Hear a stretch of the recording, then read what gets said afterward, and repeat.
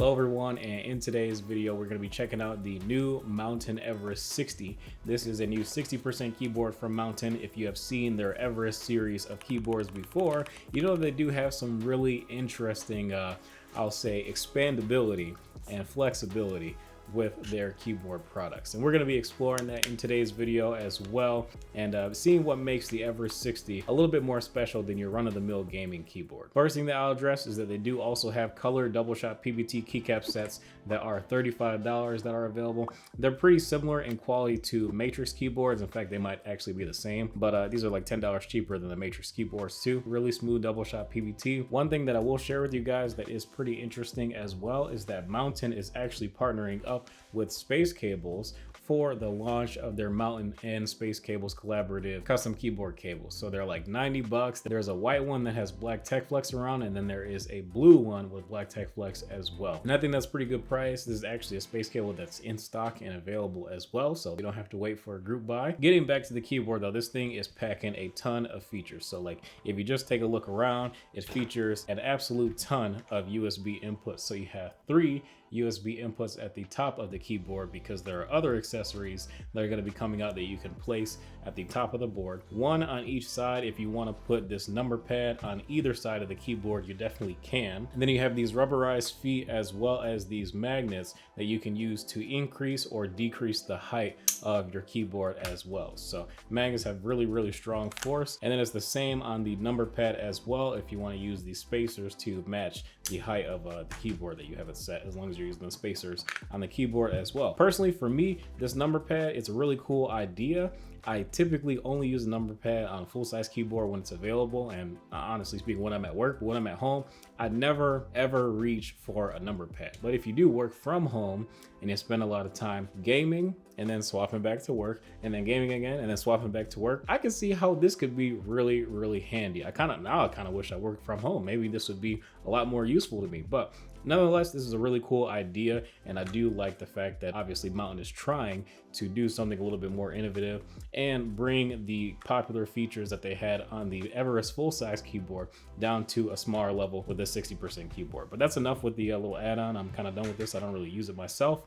Let's talk about the cool stuff about the Everest 60, because they did a lot of work to this thing. I'm actually really surprised that this is coming from the factory, feeling and sounding this good. So number 1, they have some new Mountain switches, which is probably the absolute best thing out of this entire release in my opinion. There is 2 linear versions and 1 tactile version. The tactile version is the one that I have here today, but these switches are made with a palm stem, polycarbonate top housing, and nylon bottom housing, and man, these things are actually insanely good. I kid you not. These switches are factory lubed so well. I'm surprised, absolutely surprised at how other switch manufacturers has not gotten down quite nearly as good this factory lubing technique. Like literally, I guess you could lube over these if you really want to, but there is 0 point. Like look at this picture again. Look at how much lube is on that switch. It's insane, and they're all like that. It's very consistent, and they all feel pretty smooth and deep in comparison to some other stock switches as well. Like you compare this to a Cherry MX Brown or a Gateron Brown, there is no comparison. It's very smooth. Honestly, it feels really good. I'm just surprised that like these switches, you could spend like, I think it's $35 for a pack of 90 and $50 for a pack of 110. I mean, that's a really good deal, man. I mean, you could throw these into a higher end custom keyboard without lubing and you will be set.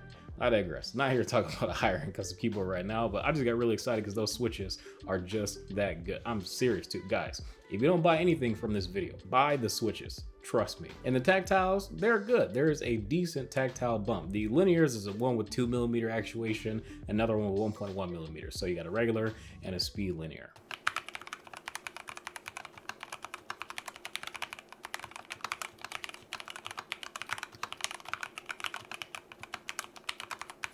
But let's get back to the keyboard. You have PreLubed genuine cherry plate mount stabilizers that are actually done pretty well.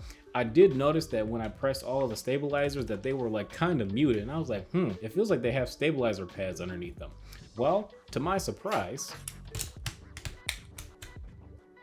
there indeed is a stabilizer pad underneath the feet of all of the stabilizers.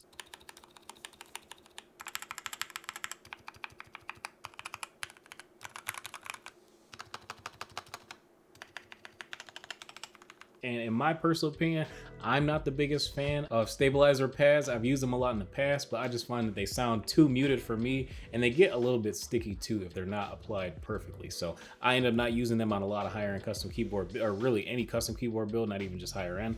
But I'm surprised that they actually did that. I mean, this is just a regular, quote unquote, regular gaming keyboard, and they literally went the extra mile. And the lube job on the stabilizers is actually pretty decent as well. I will say, like, if you look at like the side of the housing, there's really not a ton of lube, but using them, there is lube on the wire. And I will honestly tell you that there's not much scratch when it comes to using these stabilizers. So I don't really think that you really need to re-lube and go over the stabilizers, but the only thing that I would say is if you're not a fan of the stab pads and that muted sound, just go ahead and remove those. That's what I definitely plan to do after this review, is to move those stab pads, because it just sounds a little bit too muted to me. A for effort, at least for trying. Now there is also a layer of foam between the plate and the PCB, and then there is also a layer of silicone underneath the PCB as well. So you're gonna get really good switch isolation, and just the sound profile out of the switches is just really clean inside this keyboard. You pick it up, it's pretty dense and heavy, so it does definitely feel like a premium product. And yeah, honestly, that is pretty much it. This is the Everest 60.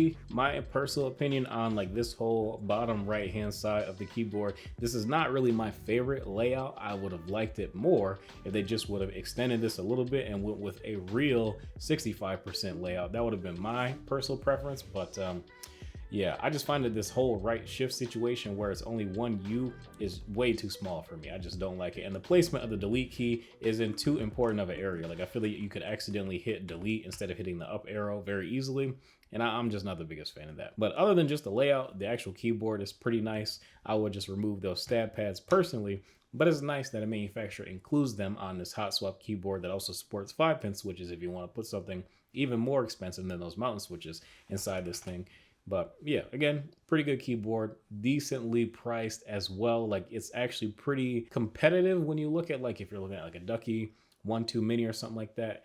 This arguably is a comparable experience to that, but the best part is you get pre-lube switches that are actually good. And you go ahead and remove those stab pads, I think you're really having a good time using this board. I will say this though, the custom keyboard space is getting pretty competitive. So all the gaming companies at this point are gonna start to have to bring their A game if they keep wanting to charge $200 for more or less a gaming keyboard at this point, because for $200 nowadays you can almost get an entry-level custom keyboard, some keycaps, and maybe some switches as well. Switches, okay, you add in everything, you get mid-tier stuff, you're probably looking at like $230, $250 out the door. But thank you guys for watching. If you enjoy, feel free to drop a like and subscribe to the channel if you are new as well. If you guys want to check out the Everest 60, feel free to take a look at the link in the description below. Thank you guys for watching. I'll see you in the next video.